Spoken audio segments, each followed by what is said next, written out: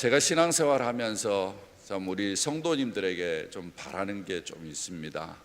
그래서 우리 성도님들이 늘 참 행복했으면 좋겠다, 그런 생각을 갖습니다. 우리 목사님도 늘 행복한 그러한 신앙생활 하기를 소원하고 또 기대하면서 여러분에게 늘 그렇게 이렇게 이끌어 오시는 것을 제가 보는데, 저는 하나님 앞에 우리 성도들을 위해서도 기도할 때도 늘 그런 기도를 합니다. 하나님, 우리 성도들이 행복하고 우리 성도들이 모두 다 자기의 역할이 무엇이든지 간에 그 안에서 성공했으면 참 좋겠습니다. 이런 이제 생각을 하면서 주님 앞에 기도를 드려요. 근데 제가 그렇게 기도하면서 우리 성도들을 주목해서 관찰해 봅니다. 도대체 어떤 것이 우리 성도들을 행복하게 만들고 어떤 것들이 우리 성도들을 힘들게 만들고 어떤 것들이 우리의 성도들을 성공하게 만들고 어떤 것이 우리 성도들을 어떤 면에 실패하게 만드는가. 사람들이 인생을 살면서 힘든 일, 좋은 일 여러 가지가 많이 있지만 그런 가운데서 환경과 여건과 상관없이 행복한 삶을 살 수 있고 환경과 여건을 상관없이 성공적인 인생을 살아갈 수 있을 터인데 하면서 제가 우리 성도들을 가만히 관찰해 보니까 제가 한 가지 발견한 것이 있어요.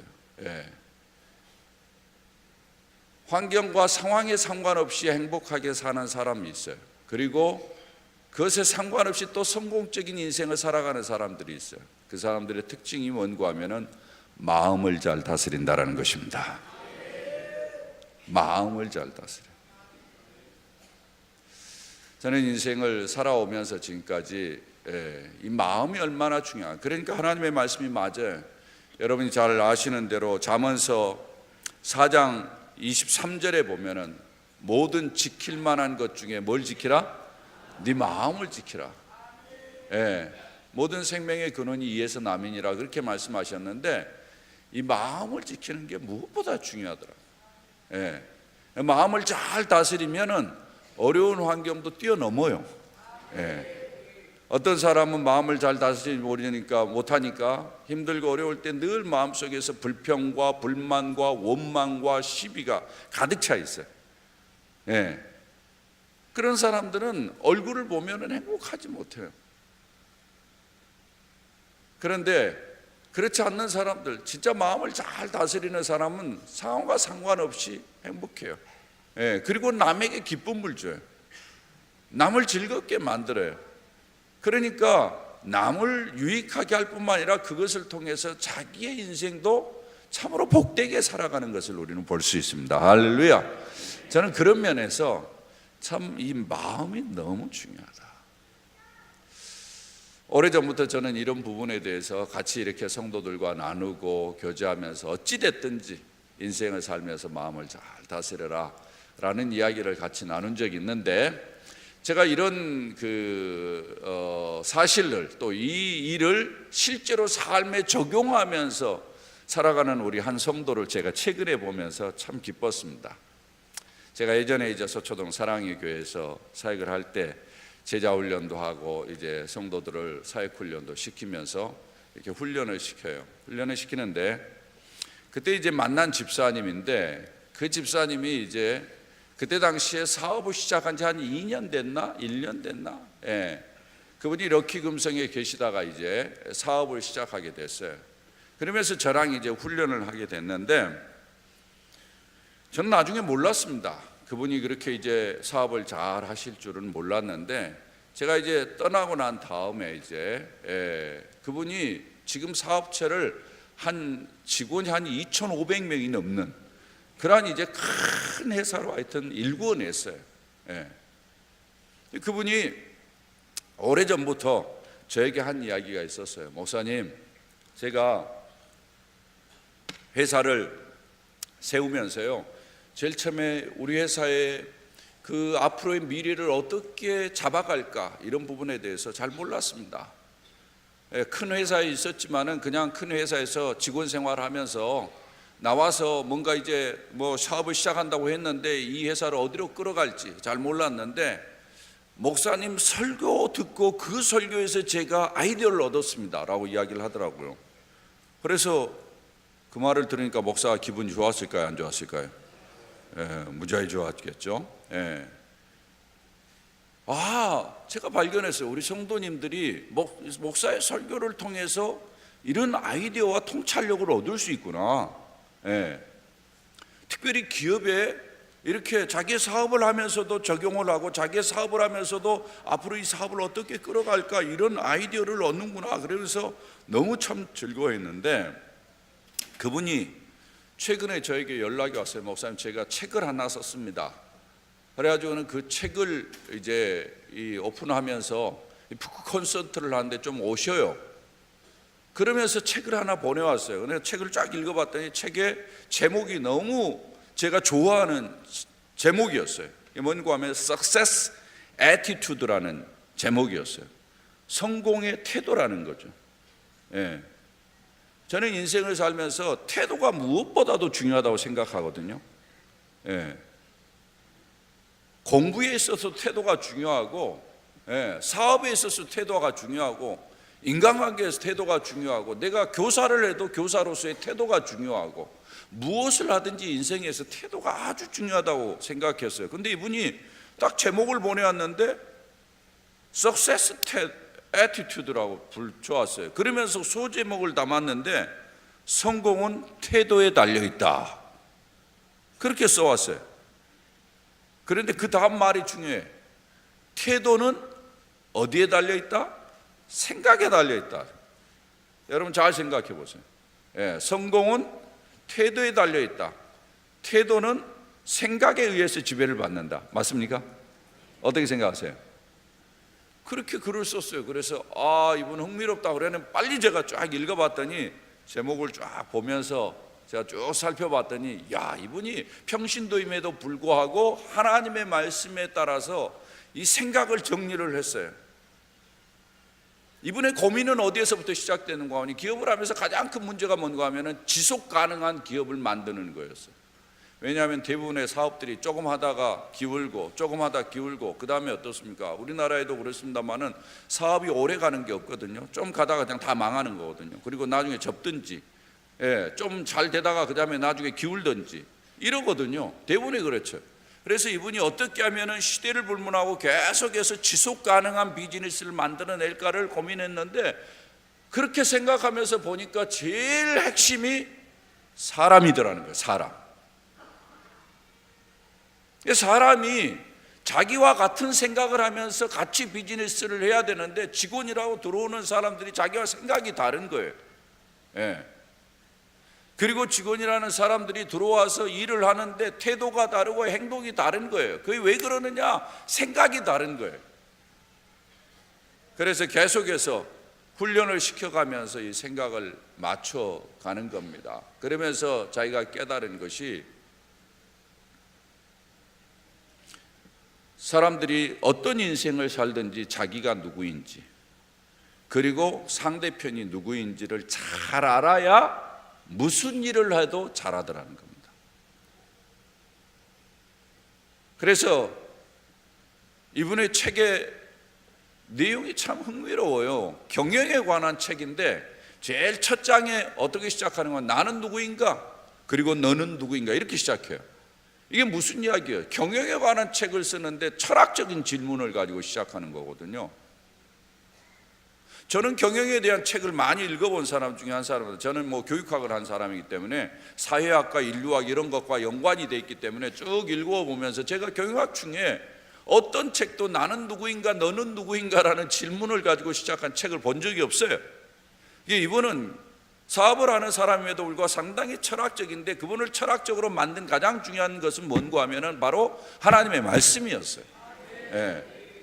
그러니까 신학에 대한 고민이 있고 신학에 대한 생각을 가질 때 철학적인 생각을 하게 되는 거죠.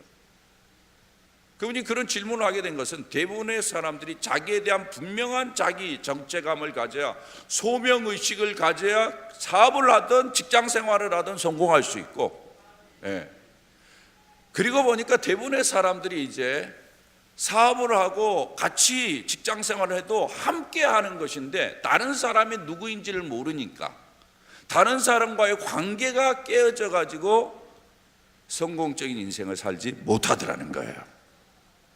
그래서 내가 누구인지 그리고 나와 함께 일하는 사람이 누구인지를 잘 알아야 건강한 생활을 할 수 있고 성공적인 인생을 살아갈 수 있다라고 그렇게 이야기를 했어요.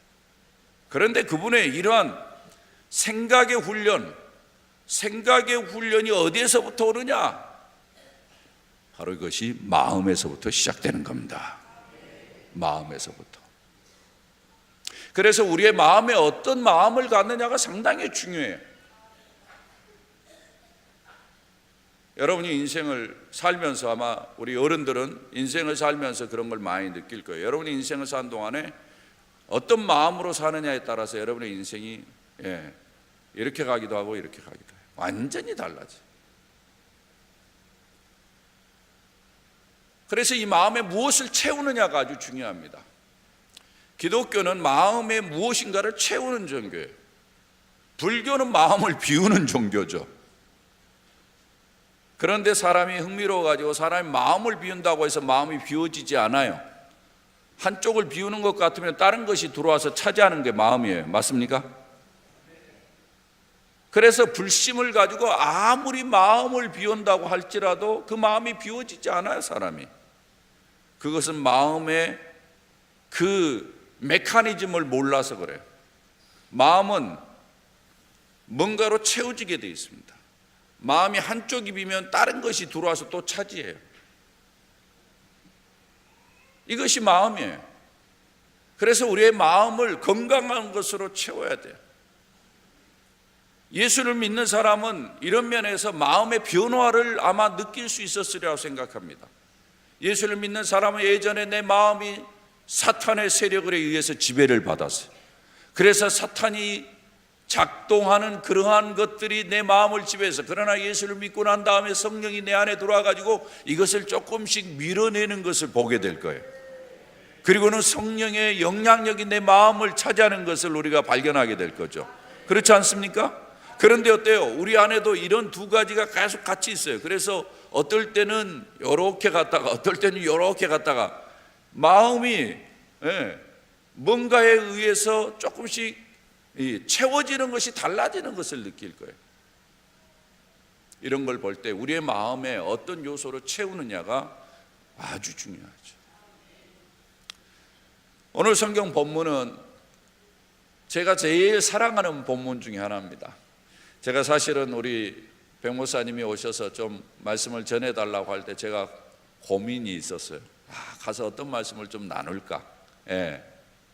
사실은 나누고 싶은 말씀이 너무 많고 목사가 60이 넘도록 이렇게 사역을 해왔으니까 참 공유하고 싶은 은혜가 참 많이 있는데 어떤 말씀을 나눌까. 딱 두 번인데 이렇게 생각을 하다가 그래, 나에게 은혜 주셨던 말씀을 나누자. 그래서 제가 이 말씀을 택하게 되었는데, 제가 이 마음이 이렇게 중요하다라는 것을 생각을 하면서 내 마음을 뭘로 채울까 하고 성경을 쫙 읽는 가운데 발견한 것이 이 본문이었어요. 너희 안에 이 마음을 품으라. 곧 그리스도 예수의 마음이니. 예수의 마음을 품으라는 거예요. 예수의 마음을. 사실은 제가 이걸 아주 중요시 여겨서 저희 교회 이름이 친구들 교회인데, 친구들 교회를 프렌즈 교회라고 하지 않고 제가 그냥 발음 나는 대로 CHINGUDLE 이렇게 영어로 씁니다. 제가 보니까 여러분의 교회에 영어가 상당히 많더라고요. 근데 참 좋은 거죠. 좋은 거예요. 제가 옛날에 영어를 쓰니까 우리 젊은이들이 그러더라고요. 제가 유학을 마치고 딱 돌아서 그때는 제 머리가 영어를 쓰기에 좋은 머리로 이렇게 돌아가 버렸기 때문에 영어를 그냥 막 간간히 이렇게 표현했어요. 그렇게 자주 쓴 것도 아니에요. 그런데 우리 젊은이들이 저한테 메일을 보내왔어요. 영어 좀 쓰지 맙시다. 한국말 씁시다. 이러더라고요. 여러분 그런 부분에 대해서 너무 폐쇄적이 되면 안 돼. 영어는 이제는 미국 언어가 아니고 영어는 다른 민족의 사람들과 함께 커뮤니케이션을 하기 위한 도구 중에 하나예요. 그러니까 그런 것들을 자유롭게 이렇게 좀 편하게 쓸 수 있으면 참 좋은데, 옛날에는 그랬어요. 지금은 이제 보편화돼 가지고 영어를 씁니다만은, 제가 이 CHINGUDL 하면서 이 C에다가 제가 가장 중요한 개념을 집어넣었어요. 우리 교회의 가장 중요한 가치, 이게 뭔가 하면 Christ minded. 우리 학생들 한번 따라서 해볼까? Christ minded. 예수님의 마음으로 하죠. 예수님의 마음. 내 마음을 예수님의 마음으로 가득 채우는 거예요. 그러면 예수님의 마음이 뭐냐? 오늘 성경에 보면 예수님의 마음을 세 가지로 딱 이야기를 합니다. 그는 근본, 하나님의 본체시나 하나님과 동등됨을 취할 것으로 여기지 아니하시고, 이게 뭐예요? 하나님이지만 하나님과 똑같이 여김을 받지 아니하고 하나님의 권리, 하나님의 능력, 이걸 다 내려놓고 사람이 되신 거거든요. 제가 여기에서 발견한 중요한 원리가 하나 있었어요. 그게 뭔가 하면은 권리를 포기하는 거예요. 예수님의 마음은 권리를 포기하는 거예요. 내가 주장할 권리를 포기하는 겁니다.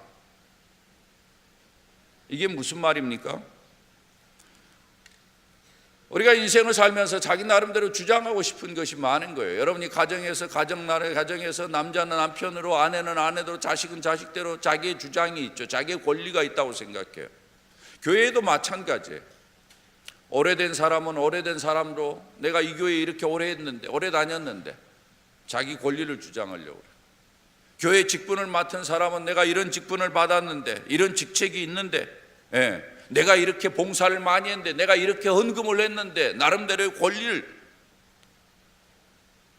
이런 주장하는 마음이 사실은 오늘날 가장 큰 문제 중에 하나죠. 예수님은 이 권리를 내려놓으셨어요. 하나님으로서 이 땅에 오셔가지고 그가 모든 권한을 행사하실 수 있었지만 그는 사람으로 낮아지셨어요. 이게 예수님의 모습이에요. 그 다음에 예수님께서 보여주신 예수님의 마음이 뭔가 하면은 제약을 수용하는 거예요. 불편함을 그대로 받아들이는 거예요. 오늘 성경에 보면 뭐예요? 오히려 자기를 비어 종의 형체를 가졌다. 종 뭐예요? 불편한 거예요. 힘든 거예요. 그 다음에 뭐예요? 사람들과 같이 되었다. 사람들과 같이 된 거 뭐예요? 시공의 제약을 받는 거예요. 불편한 거예요. 이 불편한 것을 주님이 감수하셨다라는 거예요. 예수의 마음은 불편함을 감수하는 거예요. 우리가 크리스천으로서 어떤 면에서 우리의 마음에 예수님의 마음을 가졌다면은 우리가 예수 믿는 것 때문에 불편함을 감수하는 거예요. 예수 믿는 것 때문에 우리가 어떤 면에서는 예배를 나오는 것부터 시작해가지고 예수 믿는 것 때문에 다른 사람들에게 예수 믿는 사람으로서의 부끄럼 없이 살도록 하기 위해서는 불편한 거죠. 어떨 때는 내가 이런 거 다 뒤로 하고 예수 안 믿는다 생각하고 그냥 나는 예수님 잘 몰라, 그냥 예수 안 믿는 사람처럼 살면은 자유롭다고 생각할 수 있겠죠. 그러나 예수 믿다 보니까 불편할 수 있어요. 그러나 그 불편함을 감수하는 거예요. 그게 예수님의 마음이었어요. 그 다음에 성경에 보면 뭐라고 그러냐면 사람의 모양으로 나타나서 자기를 낮추시고 죽기까지 복종하셨으니 그 십자가에 죽으심이라. 자기를 희생하는 거예요. 자기 희생이에요. 이게 예수님의 마음의 세 가지의 가장 중요한 요소입니다. 예수님의 마음에서 이 세 가지, 권리를 포기하고 불편함을 받아들이고 그리고 자기를 희생하는, 이 세 가지의 요소로 내 마음을 가득 채울 때 우리는 행복한 인생, 성공적인 인생을 살아낼 수 있다는 것입니다. 사람의 가장 큰 문제는 뭔가 하면 늘 자기를 내세우고자 하는 것입니다. 우리의 마음이 늘 복잡하고 우리의 마음이 잘 정리가 안 되고 우리의 마음이 갈등이 많아지고 우리의 마음이 행복하지 못하고 차분하지 못하는 가장 중요한 이유 중에 하나는 뭐예요? 늘 자기를 드러내고 싶은 것. 사람은 본래 죄성으로 인해서 늘 뭐라고 생각하는가 하면 자기가 썩 괜찮다라는 것을 드러내고 싶어요. 자랑하고 싶어요. 교회 생활하면서도 그래요. 교회에서도 늘 문제가 되는 게 뭐예요? 자기가 썩 괜찮다라는 걸 드러내는 거예요. 늘 교회에서도 문제가 뭐예요? 꼭 상석의식이라. 높은 자리에 앉고. 예수님의 제자들과 비슷한 그러한 모습들이 있죠. 늘 이렇게 높은 자리에 앉고 싶어. 이게 늘 문제예요. 내가 교회에 오래 다녔지만 내가 교회에 이런저런 직분을 가지고 있어서 내가 주장할 수 있지만 그것을 다 포기하고 오히려 불편해. 제가 우리 사랑의 교회는 그렇지 않으리라고 생각합니다. 제가 대한민국의 많은 교회를 가보면은 그 교회들이 실제로 교회에 오래 다니는, 교회에 많은 직분들을 가지고 있는 분들이 이런 주님의 마음이 없어요. 대표적으로 교회 얘들이 많아져서, 요즘은 교회들이 애들이 다 떠나가지고 교회가 흘렁흘렁합니다만은, 제가 봤을 때 우리 사랑의 교회는 애들이 이렇게 많으니까 아마 제가 봤을 때 이 공간도 부족하리라고 생각하는데 맞습니까? 그렇죠? 이 공간 부족할 것 같아요. 예. 서울에도 옛날에 이제 그런 교회들이 좀 있었는데, 그렇게 애들이 공간이 부족하고 분방 공부할 곳이 그렇게 없고, 그럼에도 불구하고 어른들이 공간 하나를 양보를 안 해요. 어른들이 자기가 이걸 불편함을 감수하지 못하는 거예요. 자기가 이걸 주장할 권리가 있다라는 거죠. 그래서 권사님이나 장로님들이 이걸 내놓잖아. 얘들 그렇게 막 통로에서 바글바글 이렇게 움직임에도 불구하고,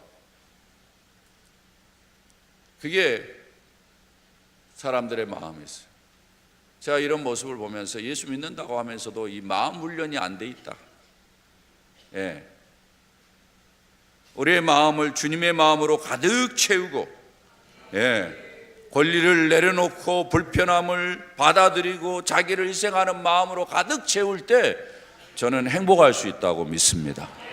왜냐하면 그렇게 마음을 가지고 사람들을 만나고 관계를 형성하고 행동을 하다 보면요, 다른 사람이 어떻게 하든지 간에 그것 그렇게 중요한 게 아니에요. 내가 이미 권리를 포기했는데 내가 왜 다른 사람하고 관계가 서먹서먹하고 관계에 있어서 이상하고 관계에서 갈등이 생깁니까? 늘 내 걸 주장하려고 하니까 생기는 거죠. 내가 불편하지 않으려고 하니까 그런 문제가 생기는 거죠. 늘. 저는 이런 마음을 생각하면서 이런 마음을 가장 잘 구현한 사람이 다윗이라고 생각합니다. 우리가 성경에 보면은 가장 본받을 사람 한 사람을 이야기한다면은 다윗을 이야기하죠. 오늘날도 이스라엘 백성들은 다윗을 가장 중요한 성군으로 치고 그를 늘 본받고자 하는 그러한 마음을 가지고 있는데, 성경에 다윗을 가리켜서 뭐라고 이야기를 하는 거 아니? 내 마음에 합한 자다. 하나님의 마음에 합한 자예요. 하나님의 마음에 합한 자의 다윗이 가지고 있었던 그 심성, 그 마음, 이것을 가만히 분석을 해보니까 예수님의 마음과 똑같은 거예요. 여러분, 다윗을 어느 정도 알 수 있는지 모르겠습니다만 다윗을 가만히 살펴보면요, 다윗의 마음이 놀랍습니다. 예수님의 마음과 똑같아요. 다윗은 사실은 부모에게 그렇게 관심을 받지 못했던 그러한 모습을 가지고 있습니다. 여러분, 이 성경을 보시면 다윗은 어렸을 때부터 어때요? 밖에 나가서 지냈어요. 사막에서 지냈어요.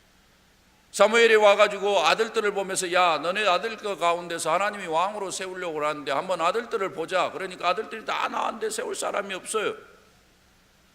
그럼에도 불구하고 그 아버지가 잘 기억을 못해요. 사무엘이 나중에 이 외에 또 다른 아들이 있느냐 그러니까 그 사무엘이 기억해가지고, 사막에서 밖에서 양을 치고 있는 막내 아들이 있죠. 여러분 집에서 여러분이 그런 대우를 받았다고 생각해 보세요. 부모님이 여러분 잘 기억을 못해. 잘 기억을 있는지도 없는지도 몰라.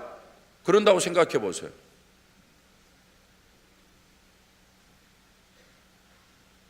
다윗이 그렇게 자랐어요. 그러나 그것 가지고 다윗은 불평하고 원망하고 그러지 않았어요. 제가 그런 다윗의 모습을 보면서, 아버지에게 그렇게 외면당했음에도 불구하고 자기에게 맡겨진 목동의 일을 충성스럽게, 자녀로서 자기가 주장한 권리가 있을 수 있겠죠. 그러나 그러지 아니하고 자기에게 맡겨진 일에 어떤 면에서는 다른 형제들과 소외된 아이 아닙니까? 그럼에도 불구하고 자기에게 맡겨진 일에 충성하는 그 마음,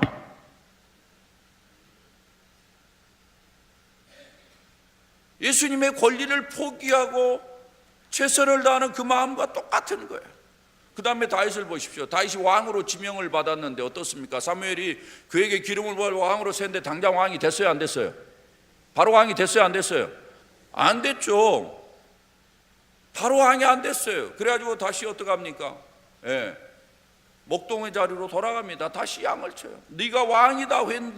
여러분, 내가 왕이다라고 부름을 받고 사람이 와서 너 왕이야라고 기름 부었다면 여러분 같으면 어떡할 거예요? 그 다음부터 어떡할 거예요? 예? 내가 왕인데 누가 뭐래? 그러지 않겠습니까? 내가 왕으로 부름을 받았어. 내가 왕이야.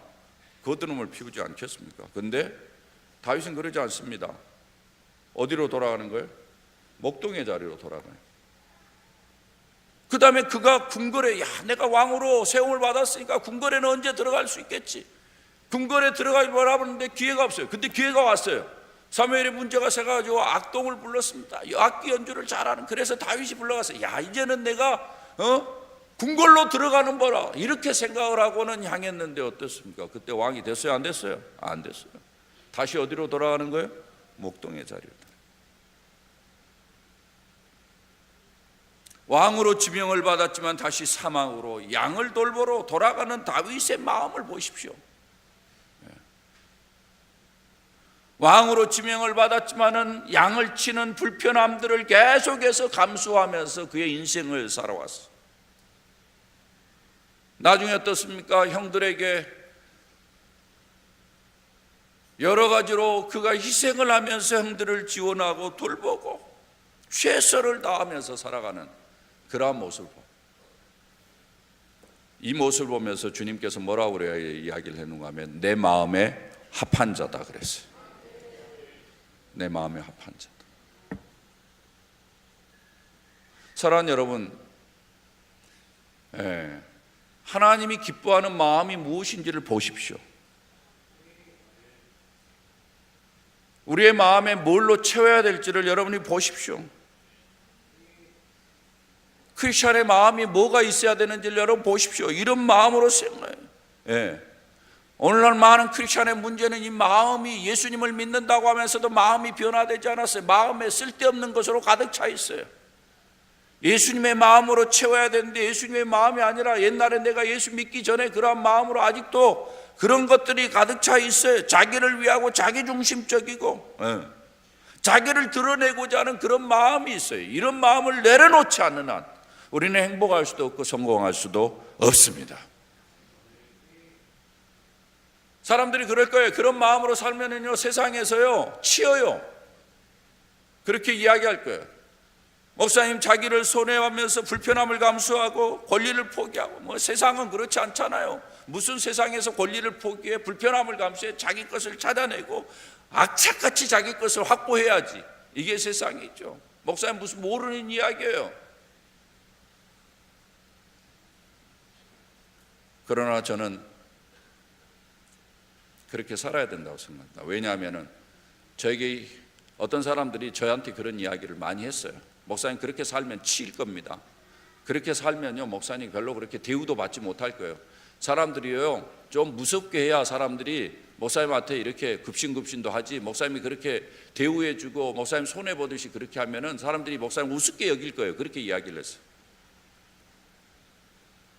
그러나 크리스천은 사람들의 그런 반응에 의해서 움직이는 사람들이 아닙니다. 크리스천은 하나님의 말씀에 따라서 움직이는 사람들이죠. 하나님의 말씀이 뭘 이야기하는, 저는 이렇게 행동을 하면서 하나님 앞에서 제가 신뢰하고 또 붙잡는 말씀이 있어요. 그 말씀이 오늘 성경 9절의 말씀입니다. 여러분 9절의 말씀을 한번 보시죠. 뭐라고 이야기합니까? 다 같이 한번 읽어봅니다. 시작. 이러므로 하나님이 그를 지극히 높여 모든 이름 위에 뛰어난 이름을 주사 하늘에 있는 자들과 땅에 있는 자들과 땅 아래에 있는 자들로 모든 이름을 예수의 이름에 꿇게 하시고. 할렐루야. 여러분 이 말씀을 믿습니까? 이 말씀을 믿습니까? 진짜 믿습니까? 저는 믿습니다. 우리 예수님이 그렇게 하니까 하나님이 그를 높이셨어요. 우리가 인생을 그렇게 살 때 주님이 우리를 높이시라 믿습니다. 주님이 높이시면 우리의 인생은 끝나는 거예요. 주님이 높이시면은 우리의 인생은 내가 생각하는 것보다 훨씬 더 화려하고 멋있는 영광스러운 인생을 살아갈 수 있다고 저는 확신합니다. 저는 저의 인생을 가지고 여러분에게 증거할 수 있어요. 저는 18년 동안 부목사 생활했습니다. 18년 동안 제가 부목사 생활하면서 저는 평생을 부목사로 살려고 생각을 했는데, 부목사로 살려고 생각하면서 제 마음속에 내가 진짜 부목사로서 담임 목사님을 참으로 더 받들고 담임 목사에게 참으로 최선을 다하면서 살아가려고 보니까 내가 어떤 마음으로 해야 될 것인가를 내 자신이 정리를 해야 되겠더라고. 그래서 제가 하나님의 말씀을 상고하다가 이 말씀이 저에게 와 닿았어요. 18년 동안 부목사로 사는 게 쉽지 않습니다. 여러분 잘 모르시죠? 그러나 제가 발견한 것이 있어요. 예수님의 마음을 가지고 계속해서 하니까 주님이요, 하루아침에 올리는데요, 와우! 부목사 중에 저처럼 화려한 인생을 살아온 사람이 없습니다. 믿어도 됩니다. 부목사 중에 저처럼 대한민국에서 하나님이 높이시는 거예요. 저는 그걸 믿습니다. 하나님께서 하나님의 자녀에게 하나님의 자녀의 영광과 함께 고난을 같이 받을 것을 말씀을 하셨어요. 여러분 로마서 8장에 보면 주님께서 우리를 부르실 때 하나님의 자녀로 부르셨습니다. 하나님의 상속자로 부르셨습니다. 그러면서 말씀하시기를 영광과 함께 고난도 받아야 될지니라 말씀하셨습니다. 기억하시죠? 하나님이 어떠합니까? 하나님의 자녀에 대해서는 비록 그가 고난의 어려운 시기를 지나지만은 주님이 말씀하십니다. 너는 하나님의 상속자야. 너는 영광스러운 자야. 비록 고난은 잠시 있어. 그러나 주님께서 영원한 것으로 우리를 채우시고 갚아주실 것을 약속하셨습니다. 할렐루야. 저는 이걸 믿습니다. 왜? 예수님이 그 길을 가니까 예수님을 이렇게 지극히 높여 모든 이름 위에 뛰어난 이름을 주신, 그를 그렇게 높이신 하나님이 나의 하나님인 것을 믿습니다. 예수님이 하나님의 자녀이면 나도 하나님의 자녀요. 예수님에게 대우하신 것처럼 주님이 나를 대우하실 것을 저는 믿습니다. 그런 마음으로 여러분이 계속 살아간다면 주님이 우리를 예수님처럼 높이시는 거예요. 그러면 인생은 끝나는 거 아니겠습니까? 사랑하는 여러분, 오늘도 예수님의 마음을 여러분의 마음속에 담아서 그 마음대로 살아가십시오. 세상은 그것을 우습게 여길지 모릅니다. 그러나 여러분 꾸준히 그 길을 가십시오. 고통스러울지도 모릅니다. 고난이 있을지도 모릅니다. 그러나 주님이 높이십니다. 할렐루야. 이런 은혜가 우리 모두에게 있기를 주의 이름으로 축원합니다.